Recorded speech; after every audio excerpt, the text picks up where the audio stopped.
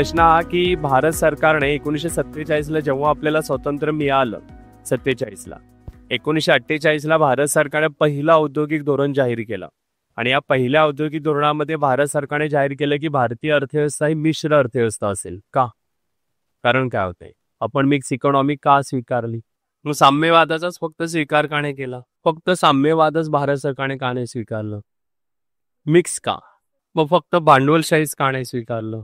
संधीच मिळाली असते. बघा, मिश्र अर्थव्यवस्था स्वीकारण्याची दोन कारण आहेत. एक कारण होतं शीतयुद्ध. शीतयुद्ध माहिती आहे कोणाच्यात झालं? अमेरिका आणि रशिया. अमेरिकन इकॉनॉमी भांडवलशाही, रशिया साम्यवाद. आता जर समजा भारताने भांडवलशाही अर्थव्यवस्थेचा स्वीकार त्या काळात केला असता तर एक प्रकारे भारत हा कोणत्या गटात सामील होतोय? अमेरिका. जर भारताने साम्यवादाचा स्वीकार केला असता तर भारत कोणत्या गटात गेला असता? रशिया. पण भारताची भूमिका काय होती की आम्हाला कोणत्याही गटात सामील व्हायचं नाहीये, ना आम्हाला अमेरिकेत जायचंय ना रशियामध्ये. आम्हाला आमची भूमिका तटस्थ ठेवायची आहे आणि म्हणून अलिप्त ठेवायची आहे. आणि म्हणून भारताने कोणत्या अर्थव्यवस्थेचा स्वीकार केला? मिश्र. की आम्ही अमेरिकेच्याही गटात जात नाहीये आणि रशियाच्याही गटात जात नाही. आम्ही आमची भूमिका अलिप्त ठेवतोय, तटस्थ राहतोय. आणि याचं एक कारण होतं ते की ज्याच्यामुळे भारताने कोणत्या अर्थव्यवस्थेचा स्वीकार केला? मिश्र. हे पहिलं कारण. सेकंड कारण होतं की 1948-50च्या दशकात जर दारिद्र्य लोकसंख्येचं प्रमाण पाहिलं तर किती होतं? पीडी ओझा या समितीच्या रिपोर्टनुसार भारतामध्ये दारिद्र्याचं प्रमाण हे 60% जास्त होतं. More than 60%. म्हणजे समजा भारताची लोकसंख्या जर आपण 1 कोटी कन्सिडर केली तर 1 कोटीपैकी 60 लाख लोक ज्यांच्या बेसिक गरजा पूर्ण करणं शक्य नव्हतं. मग अशा कंडिशनमध्ये जर आपण भांडवलशाही अर्थव्यवस्थेचा स्वीकार केला असता, प्रायव्हेट उद्योगांकडे सगळी वस्तू आणि सेवांची मक्तेदारी दिली असती तर त्यांनी वस्तू आणि सेवांच्या किमती काय केल्या असत्या? प्रॉफिट मिळवण्यासाठी वाढवल्या असता. मग गरिबी भारतात आणखीन काय झाली असती? वाढली असती. त्यामुळे हे शक्य नव्हतं. सेकंड आहे की मग भारताने साम्यवादाचा स्वीकार केला असता तर भारताला जस्ट फ्रीडम मिळालं होतं. एवढे पैसे आपल्याकडे नव्हते की आपण सगळं मॅनेज करू शकू. आणि मग त्यातून तोडगा काय निघाला की जर महत्वाचे उद्योग भारत सरकारने आपल्या ताब्यात घेतले त्याच्यामुळे गोरगरिबांना आपल्याला आवश्यक असणाऱ्या वस्तूंचं उत्पादन देता येईल कमी किमतीमध्ये. आणि इतर नसलेले लक्झरियस उद्योग त्यांना आपण प्रायव्हेटकडे ट्रान्सफर केलं तर ते घेतील त्यांचं उत्पादन. आणि म्हणून मग एक कारण होतं की भारताने कोणत्या अर्थव्यवस्थेचा स्वीकार केला? मिश्र अर्थव्यवस्था. आलं लक्षात? समजलं? वर्गीकरण करताना 3 गट पाडले जातात. एक आहे विकसित अर्थव्यवस्था, दुसरा आहे विकसनशील अर्थव्यवस्था आणि थर्ड आहे अविकसित अर्थव्यवस्था. असं कोण सांगतं? कोणाला सांगायला? डेव्हलप कंट्री, डेव्हलपिंग कंट्रीज आणि अंडर डेव्हलप कंट्रीज. बघा लक्ष द्या. ॲक्च्युअल ह्याची व्याख्या जी आहे ती 3 प्रकारे केली जाते. एक व्याख्या आहे सर्वसाधारण व्याख्या, जनरल डेफिनेशन. दुसरी आहे जागतिक बँकेने सांगितलेली व्याख्या आणि तिसरा आहे लोकसंख्येच्या आधारावर केली जाणारी व्याख्या. आता याची जनरल डेफिनेशन काय येणार आहे? ज्या देशाचा पूर्णतः काय झाला? विकास झाला, त्याला काय म्हणायचं? विकसित. आलं लक्षात? तो देश जी अर्थव्यवस्था विकासाच्या मार्गावर आहे, टप्प्यावर आहे, राईट, अशा देशाला काय म्हणायचं? विकसनशील. आणि ज्या देशात कुठल्याही प्रकारे विकास झालेला नाहीये त्याला काय म्हणायचं? अविकसित. जनरल डेफिनेशन आहे, ज्याचा विकास झाला ती विकसित झाली, ते विकासाच्या मार्गावर आहे, त्याला आपण काय म्हणतो? विकसनशील. आणि ज्या देशात कुठल्याही प्रकारे विकास झालेला नाहीये त्याला आपण काय म्हणतो? अविकसित. आलं लक्षात? अजिबात लक्षात ठेवायची गरज. तर राहिला मुद्दा जागतिक बँक आहे का? जागतिक बँक माहिती आहे कोणाला? जागतिक बँक जिची स्थापना 1944ला झाली. तिचं मुख्यालय राईट वॉशिंग्टनला, USA, अमेरिकेला. ठीक आहे. याचे सध्याचे अध्यक्ष एक भारतीय आहे पण अमेरिकन नागरिकत्व, अजय बंग.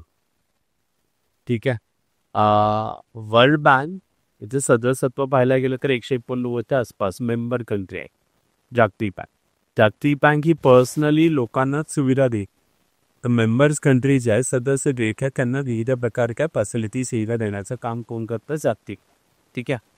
आता समजा मी एखाद्या बँकेत गेल कुठल्याही बँक आणि म्हणलं मला 50 तोळीचं लोन आहे. बँक काय करेल? कुठल्याही बँक आहे ते करेल की म्हणेल घेऊन जा 50 पैकी नाही. माझं इन्कम पेक करेल. समजा माझं इन्कम मी सांगितलं महिन्याला 2,000 रुपये. मग बँक काय म्हणेल मला? घरी का 50 तोळीचं लोन येणार ना. आलं लक्षात? म्हणजे त्यावेळेस बँक मला लोन देतो. त्यास माझं पूर्ण फायनान्शियल रेकॉर्ड बँक बघतो, आर्थिक स्थिती विचारात आणि मग ठरवते कर्ज देते की नाही देत. सेम हेच कार्य जागतिक बँकेचं. जागतिक बँकेचा मेन रोल आहे काय तर जे मेंबर्स कंट्री आहेत जे सदस्य देश आहेत त्या सदस्य देशांना जर पायाभूत सुविधा डेव्हलप करायच्या रस्ते, पाणी, वीज, आरोग्य, शिक्षण त्यासाठी कशाची गरज लागते? पैसे. मग भारत समजा जागतिक बँकेकडे गेला आणि म्हणलं आम्हाला 100 कोटीचं लोन द्या, लगेच वर्ल्ड बँक देऊन टाकेल का? नाही. भारत सरकार किंवा भारताची आर्थिक स्थिती याचा पूर्ण अभ्यास केला आहे आणि मग वर्ल्ड बँक ठरवेल की भारताला लोन देते की नाही. येते लागतं. पण प्रॉब्लेम हा येतो की गंगा नदी माहिती आहे? गंगा शुद्धीकरणाचा आता सध्या कार्य सुरू आहे. राईट. नमोमी गंगा हा एक नावाचा प्रकल्प राबवला जातो. त्याच्या व्यतिरिक्त नॅशनल गंगा काउन्सिल नावाचे काउन्सिल आहे तिथे अध्यक्ष पंतप्रधान गंगा नदी शुद्ध करण्यासाठी किंवा अशुद्ध जी झाली तिला शुद्ध करण्यासाठी हे काउन्सिल आणि हा कार्यक्रम राबवला जातो. का आपल्याला गंगेला स्वच्छ करायचं आहे? राईट. बघा ॲक्च्युअल हिंदू धर्मामध्ये आपल्या धर्मामध्ये गंगा नदीला अत्यंत महत्त्वाचं स्थान आहे.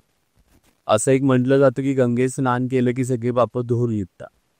नेक्स्ट आहे की मणिकर्णिका घाट आणि वाराणसी तिथे एक असा समज आहे की जर तिथे मृत्यू झाला म्हणजे वाराणसीमध्ये गंगेच्या काठावर तर डायरेक्ट मोक्ष प्राप्त हो.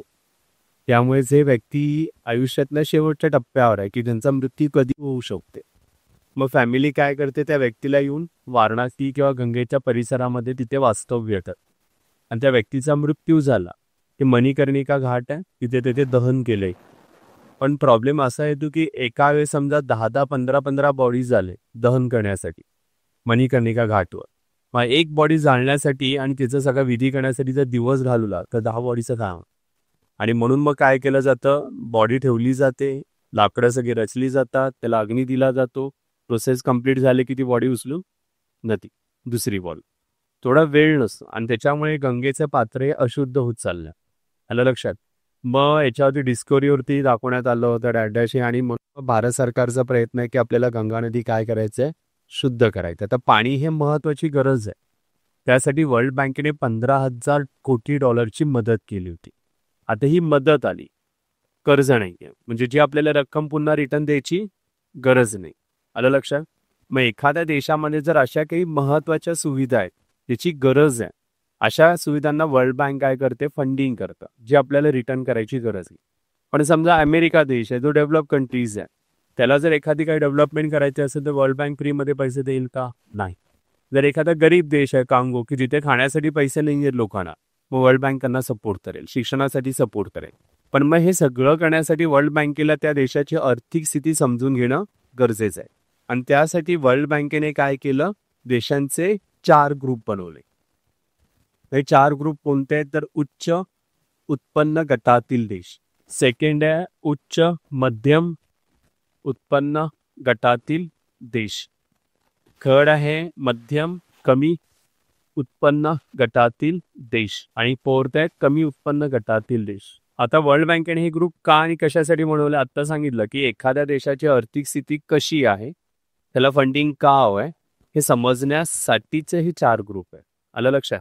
मग याच्यामध्ये हा जो ग्रुप आहे उच्च उत्पन्न गटातील देश याच्यामध्ये फक्त विकसित देश येतात. हे जे 2 ग्रुप आहेत ज्याच्यामध्ये विकसनशील देश येतात आणि हा जो देश ग्रुप आहे त्याच्यामध्ये कोणते? अविकसित. मग विकसनशील देशांची संख्या जास्त असल्यामुळे त्यांनी त्याचे काय बनवले? 2 ग्रुप बनवले, विकसित, विकसनशील, अविकसित. मग हे जे ग्रुप बनवले ते कशाच्या आधारावर बनवले? तर GNI पर कॅपिटा इन्कम याच्या आधार. आता GNI आपण अजून शिकलो नाही. आपण नॅशनल इन्कम या टॉपिकमध्ये GDP, GNP, डॅश हे सगळं शिकणार आहोत. तुर्तास एवढं सांगतो GNI म्हणजे देशाचं इन्कम आणि त्याच्या पुढे कोणता शब्द आला? Per capita. पर कॅपिटा म्हणजे त्या देशातील इन्कमला भागिले काय करायचं, एकूण लोकसंख्या.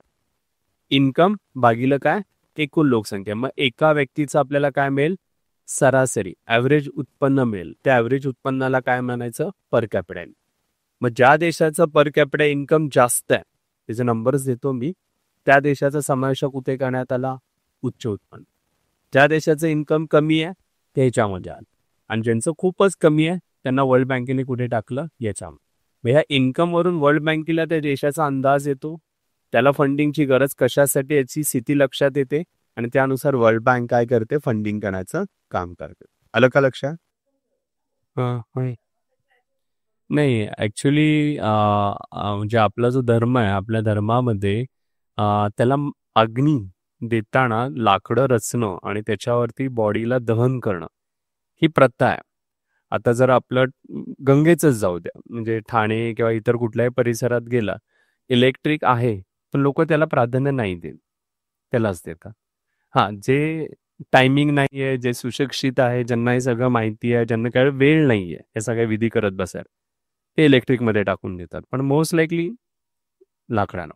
आणि धर्म काय सांगतो की आपण जर चालेल ना सांगितलं तर तर धर्म काय सांगतो की ज्यावेळेस बॉडी जाळतात त्याच्या आजूबाजूला आपण बघतो की तेल टाकतात, कोणी रॉकेल टाकतं, कोणी तूप टाकतं.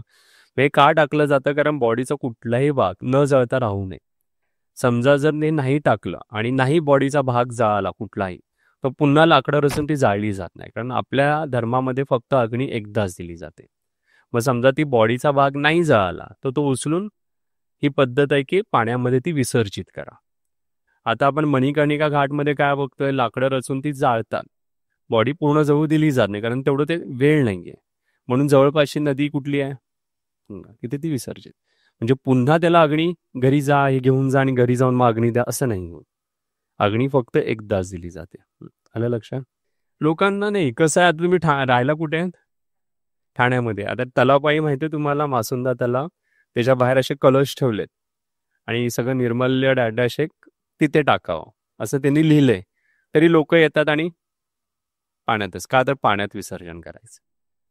आलं लक्षात? म्हणजे ही पद्धत हे लगेच नाही चेंज होणार. आता जर तुम्ही गंगेच्या काठावर गेलात तर खूप सारे बदल झाले, होते हळूहळू, पण एकदम असं नाही दिसत. आलं लक्षात? म्हणजे ज्याला आपण म्हणू की लगेच लोकांनी ऐकलं, बदल केले, नाही, त्याला हळूहळू वेळ लागेल. ठीक आहे. बिहारमध्ये आहे ते. बिहारमध्ये काही जाती आहेत, समाज आहेत, त्यांच्यामध्ये पाण्यामध्ये ती बॉडी विसर्जित करायची, आणि ते म्हणणं डिस्कवरीवरती दाखवण्यात आलं होतं. कोण? नाही, जलसमाधी नाही म्हणत त्याला, मृत्यू झाल्यानंतर पाण्यात त्यांना विसर्जित करणं. पण पूर्वीपासून ही पद्धत चालत आली, आत्ता सुरू झाली असं नाही. पण डिस्कवरीवरती दाखवण्यात आलं होतं की गंगेमध्ये काही मासे होते, ते मासे हे बॉडी काय करायचे, खाऊन टाकायचे आणि पाणी स्वच्छ राहायचं. पण मासेमारीमुळे ते मासेचं अस्तित्व संपुष्टात आलं, आणि त्याच्यामुळे त्या बॉडी ज्या टाकतात तर तशाच पाण्यात तरंगत राहतात. बिहारमध्येही झालं होतं असं एक मागे प्रकरण, की जिथे खूप साऱ्या अशा बॉडीज गंगेमध्ये दिसून आल्या आहेत. मग ते सांगतो ना की ऍक्च्युअल कसं, आता बिहार एखादा ग्रामीण भाग डॅश ते कसं पॉसिबल आहे, आणि बॉडी ज्यावेळेस टाकली जाते ती ते थांबत नाही, पाण्याच्या फ्लो बरोबर काय होत जाते, पुढे वाहत येते. आलं लक्षात? म्हणजे त्याच्यामुळे हे शक्य नाही आहे. आता समजा आपण बघतो की आता इथे एवढं ठाणे शहरामध्ये एवढा परिसर गजबजलेला असताना सुद्धा लोक करतात, शक्य नाही ना थांबवणं. हां, जर ऑन स्पॉट काय झालं तरच, अन्यथा नाही, घेतली जाते. जर तसं कोणी असेल तर त्यांना कन्व्हिन्स केलं जातं हे नका करू म्हणून. आलं लक्षात? आणि पाणी हे महत्वाचं आहे, पाणी घटक. जर तुम्ही वाराणसी, ऋषिकेश कोणी पाहिलंय, ऋषिकेशला जर गंगेचं पाणी पाहिलं तर एकदम स्वच्छ आहे. आलं लक्षात? पण जसं जसं गंगा हरिद्वार क्रॉस करून पुढे जाते, बिहार, यूपी, मग तिथे पाणी तिचं दूषित होत जातं. नाही, ॲक्च्युली गंगेचं पाण्याचं एक वैशिष्ट्य असं आहे की ते पाणी जर तू घरी घेऊन आलास, राईट, आणि पाणी घरी ठेवलंस तू 2 वर्ष, 3 वर्ष, 4 वर्ष, आहे तसंच पाणी राहतं. ना त्याच्यात कुठल्या बुरश्या येतात, ना डॅश येतात, काहीच नाही. पाण्याची लेवल सुद्धा आहे तेवढीच राहते. हे त्याचं वैशिष्ट्य आहे, आणि याचं एक IIT ने रिसर्च पण केलं होतं की असं काय आहे याच्यात. पण बाकीच्या कुठल्याही नद्यांचं पाणी आणलं तर ते लगेच तुला खराब होतं, पाण्याची लेवल डाऊन होते, वास येतो, डॅश होतो. तसं ह्याला नाही होत. हे त्याचं वैशिष्ट्य आहे. काहीच नाही, काहीच नाही, काहीच नाही. तुम्ही जर त्याचं पाणी आणलं ना, तर पाणी आहे तसं लेवल तशीच राहते. ना त्याला बुरशी येते, ना वास येतो, काहीच नाहीये. हे त्याचं वैशिष्ट्य आहे. आलं लक्षात? त्यामुळे गंगेचं पाणी घरी घेऊन येतात. बघा, आता ही आपली अर्थव्यवस्था आहे. अर्थव्यवस्थेत एक्झाम्पल देतो फक्त 10 कंपन्या आहेत. राईट, 10 एकरची शेती आहे. 10 कंपन्यांमधून 100 वस्तू तयार होतात. प्रोडक्शन किती होतं? 100. 10 एकरमधून 100 किलो धान्य तयार होतं. हे आपली देश आहे. आता हे 100 वस्तू घेण्यासाठी सध्या 10,000 रुपये पुरेसे आहे. आणि 100 किलो वस्तू ह्या घेण्यासाठी 5,000 रुपये पुरेसे आहेत. म्हणजे आपल्या देशात किती पैसे हवेत? 15,000 रुपये. राईट. आता तुम्ही म्हणताय, लक्षात ठेवा की नोटा छापणं हा आपला इंटरनल राईट्स आहे. नोटा छापण्याचा प्रिंटर, RBI सगळं आपलीच आहे. आपण पाहिजे केवढ्या नोटा काय करू शकतो? छापू शकतो. पण मला हे सांगा की उत्पादन, नोटा छाप, ह्या दोघांना कंपॅरिझन केलं तर कोणती गोष्ट सहज साध्य होतं? उत्पादन वाढवणं सहज शक्य आहे, नोटा छापणं सहज शकतो का? उत्पादन का नाही? साधी एक गोष्ट आहे की रत्नागिरीला एक रिफायनरी येणार आहे. तिथे विरोध आहे. म्हणून ती रायगडला शिफ्ट. त्या गोष्टीला जवळपास 4 ते 5 वर्ष जा. फक्त एक जमीन, एक लँड पाहिजे, जिला रिफायनरीला प्रोडक्शन घ्याय. तो लँड मिळवण्यासाठी किती वर्ष गेले? 4 ते 5. टाटा कंपनी आहे, दिवस रात्र मशीन चालू ठेवते, दिवस रात्र 100 वस्तूंचं उत्पादन. एक्झाम्पल, आता टाटा रसम उत्पादन वाढवण्याचं कसं वाढवतात आपण? नवीन मशीन. पण नवीन मशीन आणायचे म्हणल्यानंतर त्याला त्याच्याची गरज आहे. पैसे तर आहे, पण लँड द्यायला कोणी लोकच आहे. लँड शोधायला फक्त 4-5 वर्ष घे. तू कसं होणार? कसं? समजा माझी शेती आहे 10 एकर. 10 एकरमध्ये मी 100 किलो धान्य पिकवतो. मला उत्पादन वाढवायचं, कसं वाढवेल? जागा कुठून आणू? येते लक्षात? म्हणजे उत्पादन वाढवणं सहज शक्य नाहीये. संत गतीने उत्पादनात काय होत जाते? वाढ. पण नोटा छापायचा एक घरी प्रिंटर आणला, बटन दाबला की नोटा पाहिजे तेवढ्या पॉपअप. येते लक्षात? आपण जर पाहिजे तेवढा नोटा छापला, इथे जर 15,000च्या ऐवजी 15 लाख नोटा आली तर सगळे लोक वस्तूंवरती पुचून बघा. समजा तुम्ही जा, तुमच्याकडे आज 100 रुपये, तुम्ही किती टोमॅटो खरेदी कराल? Example 2 kilo. आता माझ्याकडे 100 किलो. उद्या तुमच्याकडे 1000 आहे, तर तुम्ही काय म्हणाल? 2 किलो बसतात, मी 10 किलो घेऊन जा. आहेत माझ्या आहे. मग तसं लोक 15 लाख आले की लिमिटेड लोक सगळ्या वस्तूंची काय करेल? खरेदी करेल. मग बाकीच्या लोकांनी, येते ना लक्षात? मग ही बाकीच्या लोकांची गरज ओळखून पुन्हा आपण नोटा छापल्या, पुन्हा लिमिटेड लोक वस्तू खरेदी करेल. मग बाकीच्या लोकांकडे पैसा असतो सुद्धा वस्तू मिळणार. आणि मग ही स्थिती कुठे झाली? ती झिम्बाब्वे, व्हेनेझुएला या देशांमध्ये झाली. लोक आता पैसे बंडल होतं, आपण रद्दू इथं तर बंडल घेऊन फिरत होते मार्केट की आम्हाला वस्तू आणा वस्ती. कारण त्यांच्यापेक्षा जास्त पैसा असणाऱ्या लोकांनी तर ऑलरेडी काय करून ठेवलं? टाकतो यांना मिळला. आलं लक्षात? त्यामुळे नोटा छापणं ते तोप प्रोडक्शन वाढवण्यासाठी. आणि मग अशी स्थिती निर्माण होऊ नये म्हणून भारत सरकारने आपल्या त्याच्यावरती काय ते ओके होते. आपल्याला विकास करायचा, आपल्याला रेल्वे आणायची, आपल्याला रस्ते आणायचे, आणि म्हणून आपण भरमसाठ नोटा छापत गेले. हा पैसा पर्यायाने अर्पे होतो ते तरती घेतो. जे समजा रस्ता बांधण्याचा कॉन्ट्रॅक्ट गव्हर्नमेंटने मला आधी, पैसा कुणाकडे आला? माझ्यात. राईट, माझ्या लागलेला कामदारां, सिमेंट बनवणाऱ्या कंपन्यांकडे, तिथून कुणाकडे? मार्केट. शेवटी हा पैसा मार्केटमध्ये. मार्केटमध्ये गरजेपेक्षा जास्त पैसा आता जास्त आहे, पैसा नाही येत. आणि मग आता ते मागणं की आता भारत गव्हर्नमेंट लाठी अंतर्गत पैसा देते. मग आता ते इतर ऐती कर्मचारी झाले, रात्या खाल्ले, त्यांना झाले त्यांना तरी गव्हर्नमेंटकडे पैसे नाही. जर गव्हर्नमेंटकडे, ते सांगतो, गव्हर्नमेंटने जर प्रिंटर आणलं आणि छापलं एक्झाम्पल आणि त्यांना पेमेंट दिलं, तर मार्केटमध्ये ऑलरेडी 15,000 आहेत, तेच आपण उचलतो आणि टाक. इथे का लागतात म्हणजे गव्हर्नमेंटकडे 10,000 रुपये, राईट, इतरांकडे 5,000 रुपये. टोटल इकॉनॉमीमध्ये कितीची गरज आहे? 15. तो पैसा मार्केटमध्ये सर्क्युलेट आहे, मार्केटमधून तो ना टॅक्सच्या रूपात गव्हर्नमेंटकडे येतो, पुन्हा मार्केट, हे सायकल चाललं, राईट. आता गव्हर्नमेंटने ठरवलं की हे लाडकी बहिणीच्या अकाउंटमध्ये दिले, राईट. मग लाडकी बहिणीच्या अकाउंटमध्ये दिल्यानंतर इतरांना पेमेंट देण्यासाठी आपण प्रिंटर्स आपल्याला लिहितात, पुन्हा कटे, पुन्हा महागाई पर्यंत पाय. त्यामुळे सरकार कधी हा पैसे करतं नेता छापण्याचा की कर्ज घेऊन ती गरज भागवण्याचा पाहतं. हो, त्याच्या लागतात. म्हणजे सोप्पं वाक्य सांगायचं, एक बकेट आहे, राईट.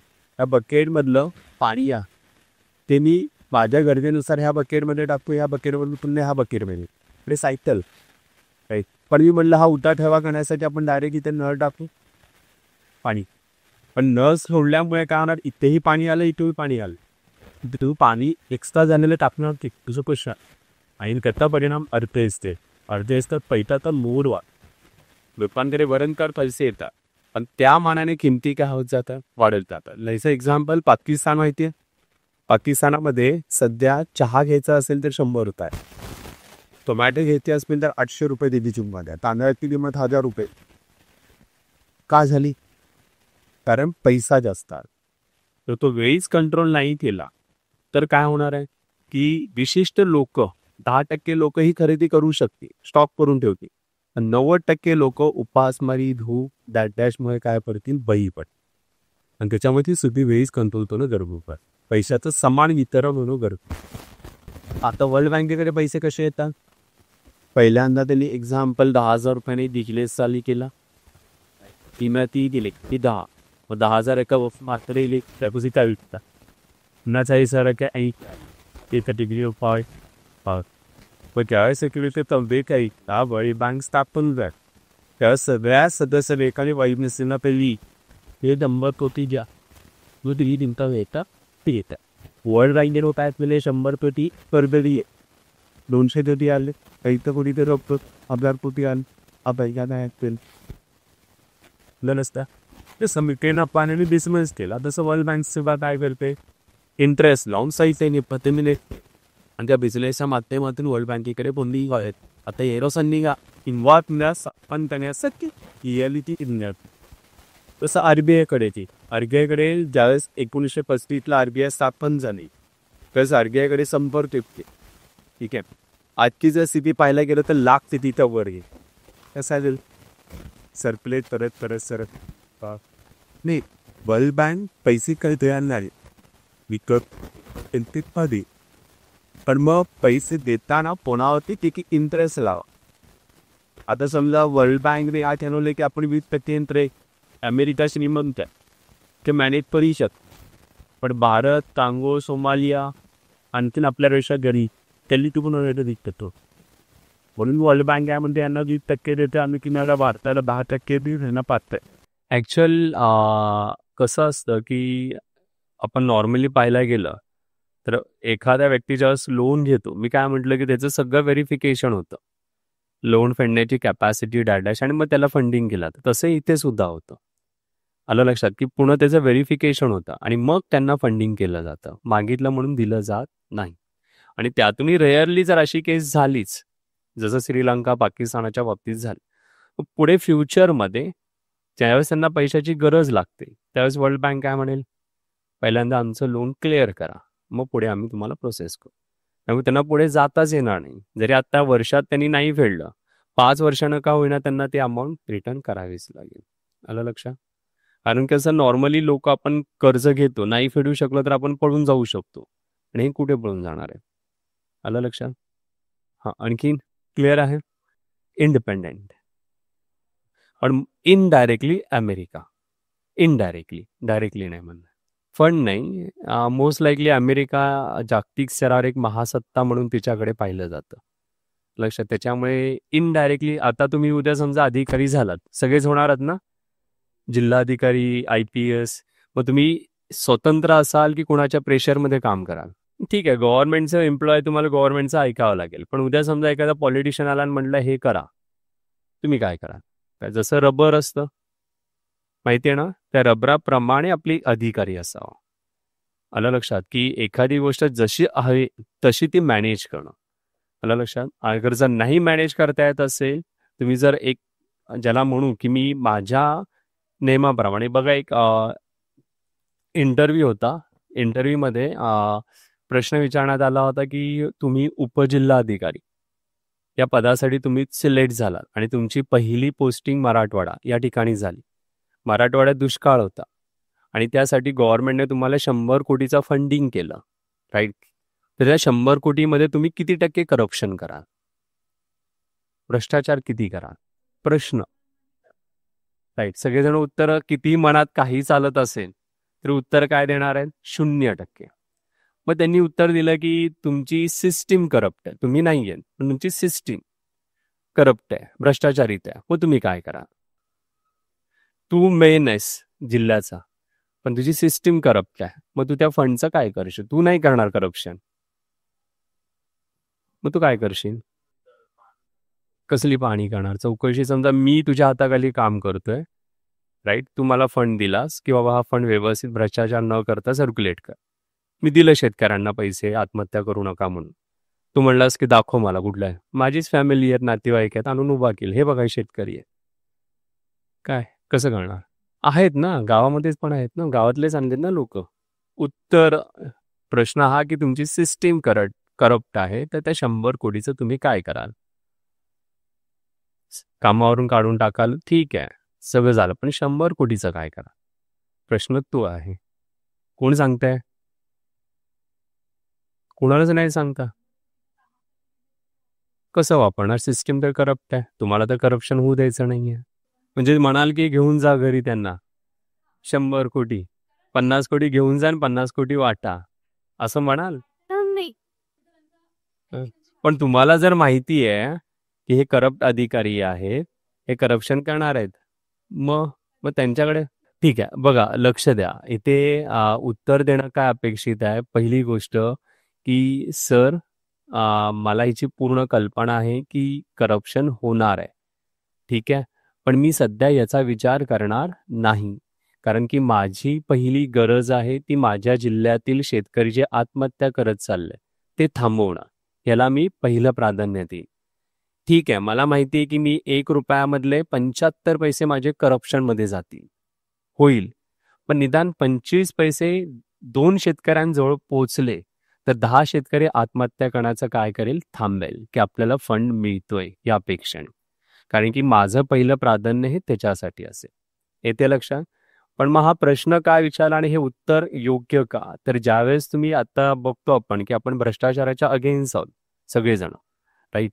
म्हणजे ज्यावेळेस तुम्ही एक अधिकारी म्हणून प्रशासनात जाता, तर बऱ्याचदा तुमची काही तत्व ठरलेली असतात की मला हे करायचं, हे नाही करायचं.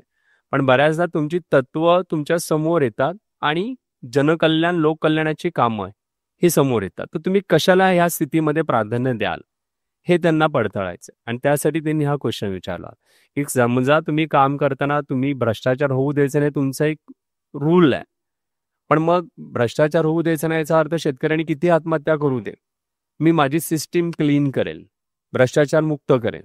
पण सिस्टीम क्लीन करायला किती वेळ लागेल? तुम्हाला सगळा रिपोर्ट पाहावा लागेल, त्यांची नोंद करावी लागेल, 2 ते 4 महिने गेले तोपर्यंत शेतकरी आत्महत्या करत चालला. म्हणजे त्याच्याशी तुम्हाला देणं घेणं नाही, तुमची तत्व महत्वाचे, हे त्याच्यावरून दिसतं. आलं लक्षात? एकाने सांगितलं आलेला फंड पुन्हा शासनाला पाठवून देईल, कारण मला भ्रष्टाचार होऊ द्यायचा नाही. म्हणजे आत्महत्या झाली तरी चालेल, मला त्याशी देणं घेणं नाही, हे त्यातून दिसून येतं.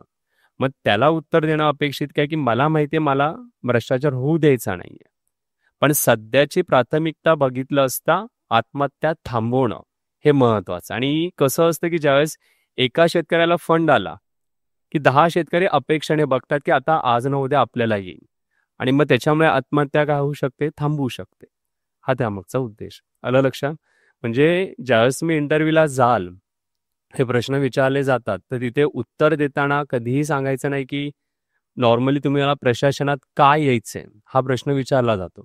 काही जण म्हणतात मला भ्रष्टाचार मुक्त हे करायचंय, जिल्ह्याच्या सुधारणा करायच्या, जनतेची कामं करायचे. नाही, तिथे उत्तर देणं काय अपेक्षित आहे की प्रशासनात काय यायचंय, माझं ग्रॅज्युएशन कंप्लीट झालंय, मला एका चांगल्या नोकरीची गरज होती, म्हणून मी एमपीसीचा फॉर्म भरला, आता इंटरव्ह्यूसाठी तुमच्या समोर आहे. पण चांगली नोकरी म्हणजे तुझी अपेक्षा काय? सर, मला चांगली नोकरी म्हणजे जिथे मला माझ्या गरजा पूर्ण होतील आणि त्याचबरोबर जनतेचे सुद्धा कामं करता येईल, अशा एका चांगल्या नोकरीची गरज आहे. मग तू प्रायव्हेटमध्ये का नाही गेला? सर, तिथे मला जनतेची सेवा नाही करता येणार, मला त्या कंपनी पुरतंच मर्यादित राहावं लागलं असतं.